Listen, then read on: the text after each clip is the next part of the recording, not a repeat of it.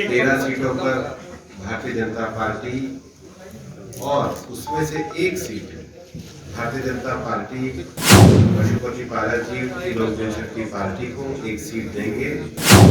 11 सीटों पर जनता दल यूनाइटेड ने लड़ने का तय किया। 12 पे भाजपा लड़ेगी, 11 पे हम लोग लड़ेंगे और एक सीट पर हमारे लोजपा पारस जी वाली लोजपा के उम्मीदवार लड़ेंगे।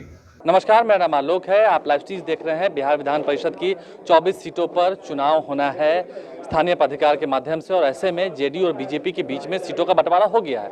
एक तरफ जहां जेडीयू को 11 सीटें मिली हैं, वहीं बीजेपी के कोटे में 13 सीटें गई हैं, जिसमें से एक सीट राष्ट्रीय लोक जनशक्ति पार्टी को जा रही है, यानी कि पशुपति कुमार पारस की पार्टी को जा रही है। वो सीट है वैशाली की। अब देखिए, 13 और 11 का बंटवारा हो चुका है। मुकेश सहनी की पार्टी वीआईपी और हिंदुस्तानी अवाम मोर्चा को कुछ भी नहीं मिला है। लेकिन पूरे विस्तार से सुनिए इस प्रेस कॉन्फ्रेंस में केंद्रीय मंत्री भूपेंद्र यादव या फिर बिहार के शिक्षा मंत्री विजय चौधरी, जो कि जेडीयू के वरिष्ठ नेता हैं, उन्होंने तमाम बातों को बताया है कि आखिर कौन सी सीट किस पार्टी को गई है। विस्तार से सुनिए तमाम बातों को। विधान परिषद के चुनाव में दोनों दल मिलकर के चुनाव लड़ेंगे। आने वाले समय में विधान परिषद की 24 सीटों पर चुनाव होने वाला है। 13 सीटों पर भारतीय जनता पार्टी और उसमें से एक सीट भारतीय जनता पार्टी लोक जनशक्ति पार्टी, जिसके अध्यक्ष श्री पशुपति पारस जी हैं। पशुपति पारस जी की लोक जनशक्ति पार्टी को एक सीट देंगे। 11 सीटों पर जनता दल यूनाइटेड ने लड़ने का तय किया। आपसी सहमति से हमारा ये निर्णय हुआ है। हम लोगों के अलायंस में जो एक आपसी समझदारी का जनता दल और भाजपा का 50% क्या एक समझौता था, उसके तहत हम लोग बाहर लड़ना चाहते थे। तो ये हम लोगों का की पुरानी इच्छा थी। इस पर कई राउंड हम लोगों ने बात की और रास्ता इसका निकला जब इन्होंने जैसा बताया कि एक सीट इनको सहयोगी दल पारस जी के लोजपा को एडजस्ट करने के लिए, उसमें सामंजित करने के लिए आवश्यकता थी। तो हम लोगों ने भी 11 सीट पे सहमति दे दी कि हमारे एक सहयोगी दल की भी साथ आ जाएंगे।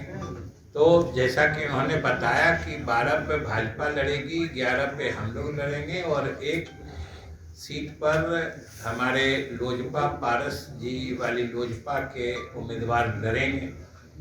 तो इस तरीके से ये समझिए कि एक बहुत ही अच्छा आपसी समझदारी का और बड़ा ही मजबूत निर्णय है। इससे कई तरह की भ्रांतियां भी दूर होगी और जो जदयू का हम लोग लड़ेंगे वो आपको बता देते हैं। शेष 13 इनको लड़ना है, उसमें से एक जो सीट अपने उनको देंगे ये दे देंगे दोनों पर।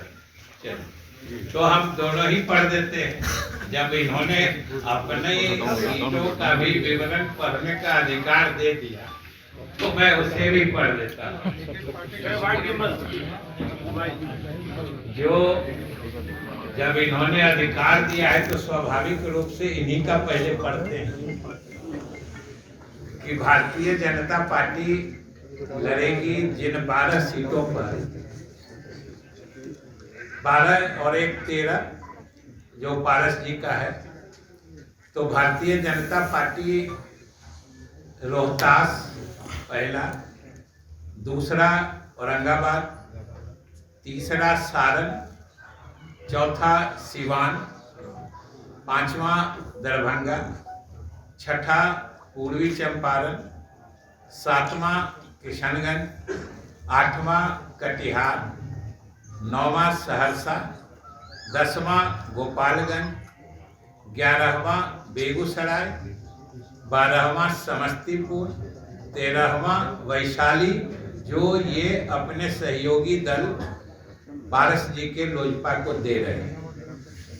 अब इसके अलावा जो 11 सीटें हैं जो जनता दल यू लड़ेगी, उसमें पहला है पटना, दूसरा भोजपुर, तीसरा गया, चौथा नालंदा, 5वां मुजफ्फरपुर, 6ठा पश्चिम चंपारण, 7वां सीतामढ़ी, 8वां भागलपुर, 9वां मुंगेर, 10वां नवादा, 11वां मधुबनी। तो आपने तमाम बातों को सुना है। अब देखना ये होगा कि आने वाले समय में क्या कुछ बदलाव होता है। मुकेश सहनी की पार्टी हो या जीतन राम मांझी की पार्टी हो, जो पहले से डिमांड करती रही है, क्या वो अलग से अपने प्रत्याशियों को उतारेंगे, और अगर वो अलग से अपने प्रत्याशियों को उतारते हैं तो फिर कैसा माहौल होगा चुनाव के दौरान का, ये भी देखना होगा। हमारे चैनल को सब्सक्राइब कर लें, साथ साथ फेसबुक पेज भी लाइक करें। धन्यवाद।